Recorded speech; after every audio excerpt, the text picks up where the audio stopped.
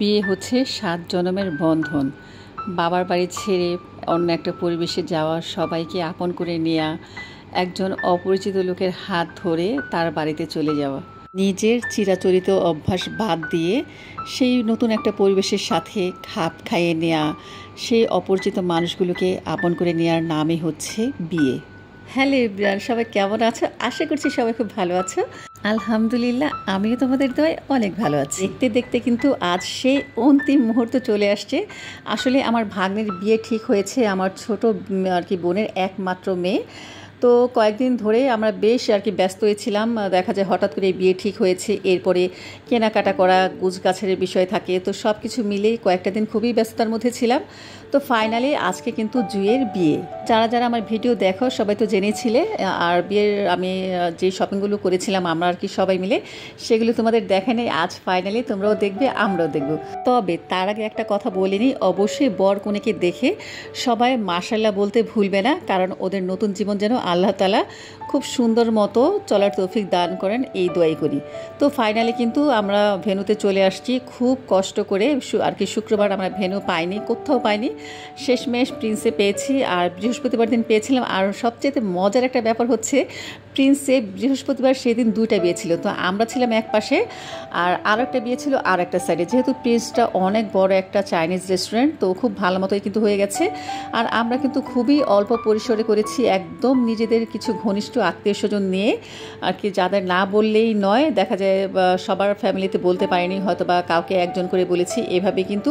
আর এই তো আমরা বোনেরা মিলে, বোনের ছেলে মেয়েরা সবাই মিলে আজকের এই বিয়েতে আছি। আর ছেলের পক্ষ থেকেও ঠিক যতটুকু, যাদের না আনলেই নয় তাদের নিয়ে অনুষ্ঠানটা হয়েছে। এরপর কিন্তু ইনশাল্লাহ ছেলের বাড়িতে একটা অনুষ্ঠান হবে, ছেলে আবার বাইরে চলে যাবে, বাইরে থেকে আসার পরে ইনশাল্লাহ ধুমধাম করে আরেকটি অনুষ্ঠান হবে। আশা করছি সেই অনুষ্ঠানগুলো দেখতে পারবে। তো ভেন্যুতে আসছি আমি একদম লেট করে, কারণ আমার প্রচণ্ড জ্বর ছিল। জুয়ের যেদিন আমি কেনাকাটা করতে গিয়েছি জুয়ের সাথে, সেদিন তো বৃষ্টি ছিল, বৃষ্টিতে ভিজেছি। আর বাসায় এসেও কিছু টুকিটাকি কাজকর্ম ছিল, কারণ এই যে আজকে যেমন বিয়ে হচ্ছে, আগামীকাল জুয়ের শ্বশুর, তারপর হচ্ছে আমার বড় ভাগ্নের শ্বশুর, ওনারা চলে যাবে। এই কারণে ভেবেছি আগামীকালে ওদের একটা দাওয়াত করে খাবো। তো বুঝোই বিয়ের পরের দিনই দাওয়াত, তাও আবার দুপুরবেলা, তাহলে আমার কতটা চাপ গিয়েছি। মার্কেট থেকে এসে সেদিন আমি একদম ঘুমাইনি, সারা রাত জেগে কাজকর্ম করেছি, কিছু কাজ গুছিয়ে রেখেছি, তারপর সকালবেলা ঘুমিয়েছি। এরপরে সকালবেলাও অনেক কাজকর্ম ছিল। তারপরে দেখা যায় জ্বর চলে আসছে। এই জ্বর নিয়ে তো আমি ভেবেছিলাম আসবে না, প্রথমে ভেবেছিলাম শাড়ি পরবে, যেহেতু নিজের ভাগ্নের বিয়ে, তো যদি এই শাড়ি না পরে কেমন লাগে। কিন্তু আমার শরীরের অবস্থা এতটাই খারাপ ছিল, আমি বুঝতে পারিনি যে আমি ভেন্যুতে যেতে পারবো। আমার বোন এসে খুব রিকোয়েস্ট করেছে যে শাড়ি পরে না, একসাথে আমরা বোনেরা শাড়ি পরবো, আমার ভাইয়ের বউ আছে, আমার ভাগ্নি আছে, সবাই কিন্তু শাড়ি পরেছে। তো ওকে আমি শুধু একটা কথাই বলেছিলাম যে দোয়া কর আমি যেন বিয়েতে যেতে পারি, শাড়ি পরা তো দূরের কথা। যাই হোক, এরপর কিন্তু আমি দেখা যায় একসাথে 2টা নাপা এক্সট্রা খেয়ে প্রায় 3-4 ঘন্টা শুয়েছিলাম। এরপর জ্বরটা ছেড়েছে, তারপর আমি একটা ড্রেস পরে ঝটপট চলে গিয়েছি। অনেক প্ল্যানিং ছিল, শাড়ি পরবো, সাজগোজ করব, তারপর হচ্ছে সবাই একসাথে বিয়েতে যাব। কিন্তু যাই হোক, আল্লাহ তাআলা কপালে আমার যেটা রেখেছে সেটাই হয়েছে। তো এসেই কিন্তু আগে খাওয়া দাওয়া করেছি। আমি এসে দেখি অনেকেই যে খাওয়া দাওয়া করে চলে গেছে। আমরা লাস্ট বৈঠকে বসেছিলাম, তবে বরপক্ষ এখনও খেতে বসেনি, তার মধ্যে তো আমার বোনেরও আছে। তো আমরা যাওয়ার সাথে সাথেই আমার বোনের হাজব্যান্ড বললো যে তোমরা খেতে বসে যাও, কারণ 10টার পরে আবার দেখা যায় চাইনিজটা ক্লোজ হয়ে যাবে। খাওয়ার পরেই দেখছি বিয়ে শুরু হয়ে গেছে। চলো বন্ধুরা, বিয়েটা আগে দেখে নিই, তারপরে তোমাদের সাথে আবার আসছি। উপস্থিতিতে আল্লাহ এবং তার রাসূলের বিধান মোতাবেক পটুয়াখালী জেলা, পটুয়াখালী থানার গুরুস্থানগঞ্জ নিবাসী মোহাম্মদ নজরুল ইসলাম সাহেব এবং তাসলিমা বেগম দম্পতির পুত্র তাজুল ইসলাম তাজুল শরীফ আপনার নিকট বিবাহের প্রস্তাব করলেন। আপনি রাজি থাকিয়া বলেন বিসমিল্লাহির রহমানির রহিম।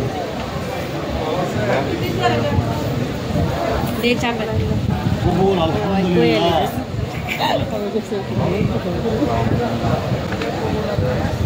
কবুল আলহামদুলিল্লাহ। 3বার বলা শুনলাম। কবুল আলহামদুলিল্লাহ। মাশাআল্লাহ। 20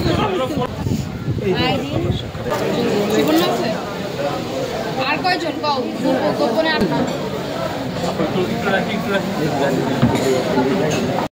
কবুল আর সিগনেচার দেওয়ার মাধ্যমে কিন্তু মেয়েটা আমাদের পর হয়ে গেল আজকে থেকে। যাই হোক, বিয়ে সম্পূর্ণ হয়ে গেল। এখন আর কি তাজের সাক্ষী নেওয়া হবে, বিয়ে পড়ানো হবে। আর এদিক দিয়ে যে আমার বর বসছে লেখার জন্য, আমি একটু দুষ্টামি করছি, বললাম দেখি কে কী দিয়েছে, তো সবার আগে তোমারটা দেখো, তুমি কি দিয়েছো। তো সে আমাকে পেজটা খুলে দেখালো আর বললো আমি কিছু দিই নাই, দিবও না, সাথে আর কি দুষ্টুমি করছিল। আর পাশে তো আমার ভাইও বসা ছিল। আর এদিক দিয়ে তো জুয়ের তো বিয়ে হয়ে গেল। আর এই যে হচ্ছে মৌকে আমি বললাম একটু হাই দাও। মৌয়ের আম্মু অবশ্য আসে নাই। ওই যে বললাম যে ছোট পরিসরে যেহেতু করেছি, এই কারণে আর কি সবাইকে বলা হয় না, খুব আর কি কম আত্মীয় নিয়ে বিয়েটা আমরা সম্পূর্ণ করলাম। আর এই যে জুয়ের দেখো চুরের সাথে এই লটকনগুলো কিনেছিলাম, আমি জুইকে বললাম একটু হয়ে দেখা, জুই এবার দেখালো, দেখো মাশাআল্লাহ আমার ভাগ্নেটাকে কত সুন্দর লাগছে। তোমরা সবাই বর কনের জন্য দোয়া করো, ওদের দাম্পত্য জীবন যেন অনেক সুখে শান্তিতে কাটে। এই যে এখন ছেলের আর কি বিয়ে পড়ানো হচ্ছে, ছেলের সিগনেচার নেওয়া হচ্ছে। আর জুয়ের উকিল বাপ হিসেবে একদম মুখ্যম লোকে আছে আমার বড় বোনের হাজব্যান্ড। আসলে অনেকে আছে না যে ছেলে মেয়ে জন্ম দেয় কিন্তু কর্ম করে আরও একজন, ঠিক সেই অবস্থা জুয়ের। আমার ছোটো বোন ছোটো বোনের হাজব্যান্ড হয়তো ওকে জন্ম দিয়েছে, কিন্তু ওর সম্পূর্ণ দায়িত্ব ছিল আমার বড় বোনের হাজব্যান্ডের উপরে, আমার বড় বোনের উপরে। কারণ ছোটোবেলা থেকেই দেখা যায় আমার ভাগ্নি ওরা একসাথেই থাকতো, সব কিছু একসাথেই করতো। আমরা যেখানে যেতাম সবাই একসাথে ঘুরতে যেতাম, মানে যেখানে যেত জুইকে সাথে নিয়ে যেত।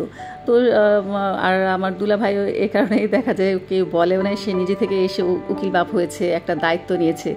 আর এই যে এখানে আমার আব্বা, তারপরে যে আমার ভাগ্নি বসে আছে, মাশাআল্লাহ আমার বড় ভাগ্নিকেও কিন্তু খুব সুন্দর লাগছে।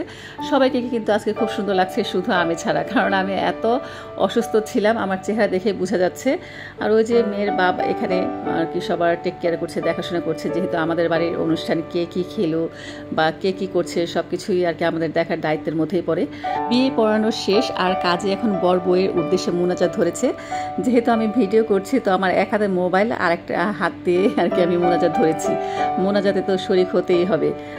আসলে মনে মনে তো সবসময় দোয়া করছি ওদের জন্য। আর আমার ছোট বোন কিন্তু ভীষণ কান্না করছে, আসলে ও খুব তাড়াতাড়ি শাশুড়ি হয়ে গেছে। ওর বিয়ে হয়েছে তাড়াতাড়ি, আবার মেয়ে হয়ে গেছে ও যখন ক্লাস 9-এ পড়ে তখনই কিন্তু জুই হয়ে গেছে। আর মেয়ের মা আসলে ছেলে মেয়ের মধ্যে যদি মেয়ে আগে হয় তাহলে কিন্তু তারা শাশুড়ি একটু তাড়াতাড়ি হয়ে যায়। তো আমার ছোটো বোনটার শাশুড়ি হয়ে গেল, ওর ভীষণ মন খারাপ, ও অনেক কান্না করছিল। তো বিয়ে পড়ানোর শেষে, মোনাজাত করার শেষে তারপরে যে জুয়ের শাশুড়ি, তারপর হচ্ছে ওর ননা, সবাইকে ডেকে আমাদের আর কি পরিচয় করালো। তো এখন ছবি তোলার পালা। আমরা তো আগে ছবি তুলেছি আমার বান্ধবীকে নিয়ে, এখন একটু ছবি তুললাম। আর এখন হচ্ছে খুব ইন্টারেস্টিং একটা মুহূর্ত। আসলে আমি অনেক মুহূর্তেই আর কি বাদ পড়ে গিয়েছি, দেখতে পাইনি ঠিক মতো। আবার দেখা যায় ক্যামেরা ধরার কারণে অনেক সময় আমি আর কি একটু ক্যামেরার পেছনেই ছিলাম। তো এদিক দিয়ে আয়না এখন দেখানো হবে, আয়নার মধ্যে কি দেখা যাচ্ছে সেটা তোমাদের দেখাতে পারলাম না, যেহেতু ওড়নাটা ধরার সময় আমি আমার ভাগ্নের সামনে ছিলাম। আজ জুই দুজনের কথাই সুন্দর লেগেছে। আর দেখো ওড়নাটা আর কি নিয়ে আমার বড় ভাগ্নি কি করছে, পুরো গায়ে পেঁচে ও করছে। মাশাআল্লাহ শীতিকেও কিন্তু খুব সুন্দর লাগছে। আর এই হচ্ছে আমার ছোট ভাইয়ের বউ, ছোট ভাই, ওদেরও কিন্তু খুব সুন্দর লাগছে। তো বিয়ে পর দেখা যায় আমার ছোট বোন, তারপর ছোট বোনের হাজব্যান্ড মানে জুয়ের বাবা মা সবাই একটু ছবি তুললো। আর আমার আব্বা আম্মা এখন আসবে তার নাতি জামাইকে ঘড়ি পরানোর জন্য।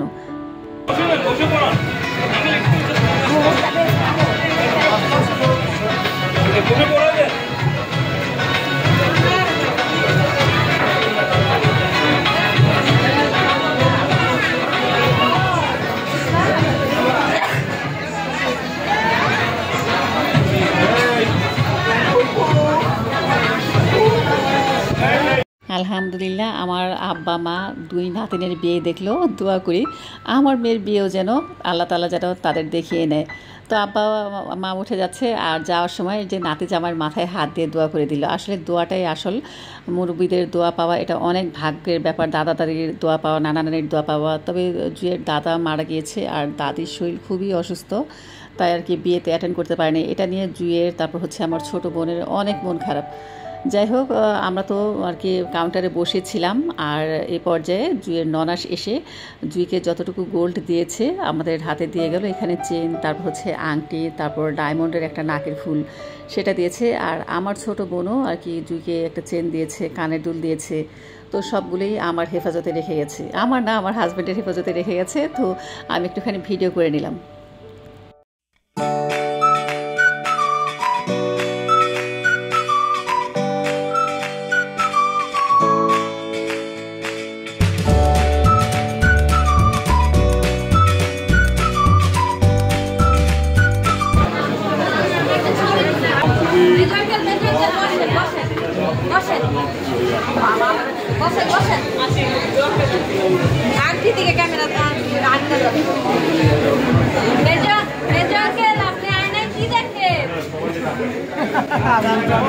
তোমরা দেখো না, আপনি কি দেখেন?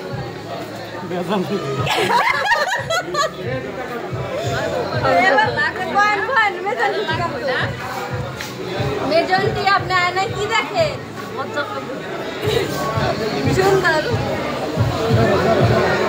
আমার ভাগ্নে কি পরিমাণ দুষ্ট, ওই আয়নাটা এনে আমাদের দেখাচ্ছে। যখন আর কি আমার বর খাওয়ার জন্য চলে যাচ্ছিল তখন বলে বসেন বসেন। আর কি বলো, তোমরা তো শুনতেই পেলে, বিয়ের এত বছর পর যদি এখন জিজ্ঞেস করে আয়নায় কি দেখে, তাহলে এই উত্তর ছাড়া আর কি মিলবে বলো।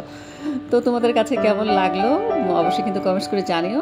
আর এখন ফাইনালি আর কি ছেলের পক্ষ খেতে বসছে। ছেলের পক্ষ অবশ্য না, আর কি ছেলের বাবা মা, তারপর হচ্ছে ছেলের বোন দুলা ভাই, তারপর হচ্ছে আমার হাজব্যান্ড, আমার বোনের হাজব্যান্ড, আমার ছোট বোনের হাজব্যান্ড, আর কি সবাই খেতে বসছে। আর আমরা তো আগেই খেয়ে ফেলেছি। তো ওই যে দেখো বর বউকে খাইয়ে দিচ্ছে, আমি পেছন থেকে যে একটুখানি ভিডিও করলাম। তো চাইনিজ রেস্টুরেন্ট যেহেতু, আমাদের ইচ্ছে ছিল একটা খাসি করব, আস্ত খাসি বিয়ের মধ্যে সচরাচর যেটা হয়, কিন্তু আনফর্চুনেটলি চাইনিজ আলারা ওরা বলছে ওরা সেটা করতে পারবে না, কি আর করবো। তাই আমরা আস্ত কোরাল ফিশ দিয়েছি আর সাথে আস্ত মুরগি দিয়েছি, এটা দিয়েই আমরা জামাই বরণ করলাম। আর ইন্টারেস্টিং বিষয় কি জানো, বাসায় থেকে ভাতও রান্না করে নিয়ে গেছি। শুধু ভাত না, আমাকে দিয়ে 4 কেজি খাসির মাংস, তারপর হচ্ছে ভাত, প্রায় 3 কেজি চাউলের ভাত রান্না করিয়েছি। আমার জ্বর শরীরে এত, তারপরে বলে যে রান্না করতে হবে, কি আর করব। শরীর খারাপ নিয়ে রান্নাবাড়া করে চাইনিজে পাঠিয়ে দিয়েছিলাম।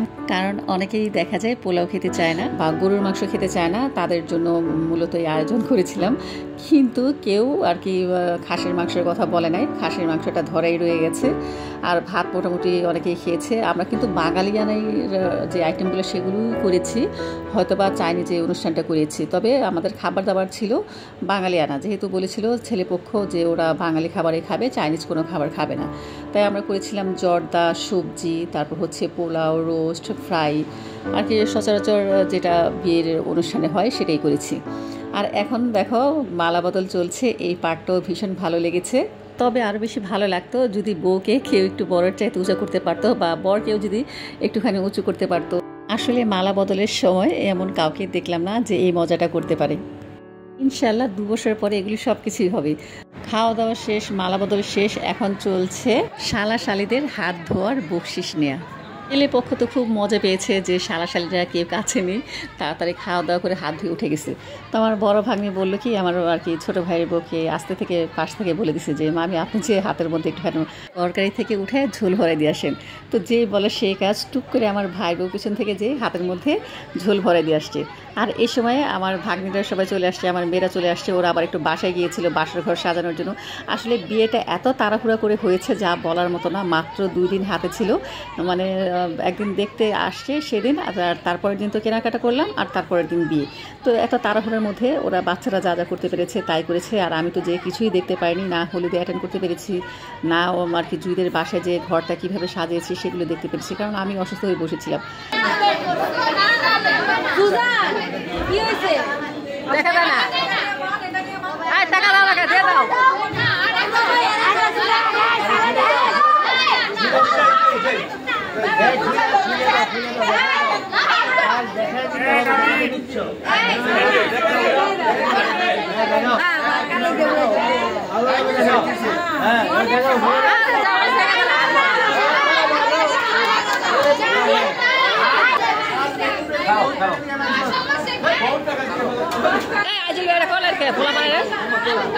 হাত ধোয়া নিয়ে বাচ্চারা কী করলো সেটা তো দেখতেই পেলে। ওরা আর কি যত টাকা দিয়েছে, আমার ভাগ্নেদের কারোই হচ্ছিল না, বলে 50 টাকা করেও হবে না এতগুলো মানুষের। যাই হোক, মাঝখান থেকে আমার বড় বোনের জামাই এসে জামাইয়ের হাত থেকে টাকা নিয়ে বাচ্চাদের দিয়ে দিল। ঝামেলা শেষ। মানে বাবা মা আত্মীয় স্বজন যারা থাকে তারা সবসময় জামাইয়ের পক্ষেই থাকে। তো বিয়েটি সম্পূর্ণ হয়ে গেছে, তারা আরও অনেকক্ষণ থাকবে, কিন্তু আমার শরীরটা হঠাৎ করে এত খারাপ হয়ে গিয়েছে কি বলবো, আবার জ্বর উঠে গিয়েছিল। তো আমার বড় বোনের কাছে ছিল, খেয়েছি। খাওয়ার পরেও দেখছি যে আমার কাঁপানি কমছে না, মানে যত রাত যাচ্ছে, যত রাত হচ্ছে ততই আমার শরীর খারাপ হয়ে যাচ্ছে, প্রচণ্ড জ্বর উঠে গিয়েছে। তো আমি আমার বরকে বললাম যে তুমি থাকো, আমি চলে যাই। আর যেখানে ওরাও আর কি রেস্টুরেন্টের বিল পরিশোধ করছে, তো এতটুকুই আমি ফুটেজ নিলাম। এরপরে কিন্তু রিক্সা নিয়ে আমি একাই বাসায় চলে আসছি। আমার 2 মেয়ের 1 মেয়েও আসে নাই। ওরা বাসায় আসতে আসতে প্রায় রাত 1টা-1:30 বেজে গিয়েছে। আর আমি বাসায় এসে টুকিটাকি কাজকর্ম গুছিয়ে শুয়ে পড়েছিলাম। তো বন্ধুরা, আজকের ভিডিওটা কেমন লাগলো অবশ্যই কিন্তু কমেন্টস করে জানিও। ভালো লাগলে ভিডিওটিতে লাইক দিয়ে দিও, চ্যানেলটিকে সাবস্ক্রাইব করে দিও। ইনশাল্লাহ আগামীকাল আরও একটি নতুন ভিডিও নিয়ে আসবো। সে অপেক্ষায় তোমাদের সবাইকে আল্লাহ হাফিজ, আসসালামু আলাইকুম।